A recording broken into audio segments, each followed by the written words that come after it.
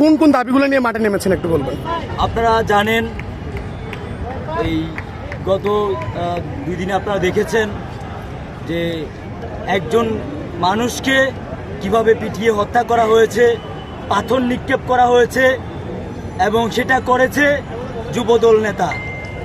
আমরা দেখেছি গত কয়েক মাসে জুলাই অভ্যুত্থানের 1 বছর হতে না হতেই বাংলাদেশের বিভিন্ন জায়গায় চাঁদাবাজি, সন্ত্রাসী এবং দখলদারিত্বের রাজনীতি। পরিষ্কারভাবে হুঁশিয়ারি দিয়ে বলতে চাই, এই নতুন বাংলাদেশে আর কেউ চাঁদাবাজ হইতে পারবে না। নতুন বাংলাদেশে আর কোনো দখলদারিত্ব চলবে না। নতুন বাংলাদেশে আর কেউ সন্ত্রাসবাদ কায়েম করতে পারবে না। যদি কেউ নতুন বাংলাদেশে নতুন করে আবারও সন্ত্রাসবাদ কায়েম করার চেষ্টা করে, ফ্যাসিবাদ কায়েম করার চেষ্টা করে, আমরা তাদেরকে রুখে দেব। এই বীর চট্টলার বিপ্লবী ছাত্র জনতা, বাংলাদেশের বিপ্লবী ছাত্র জনতা কেউ ঘুমায় যায় না।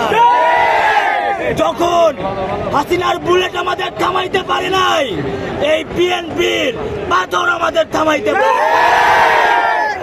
আমরা পরিষ্কারভাবে বলতে চাই, আমাদের অবস্থান স্পষ্ট।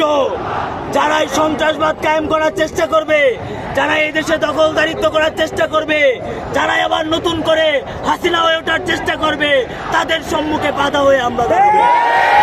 প্রিয় সহযোদ্ধা, আজকে আমরা পরিষ্কার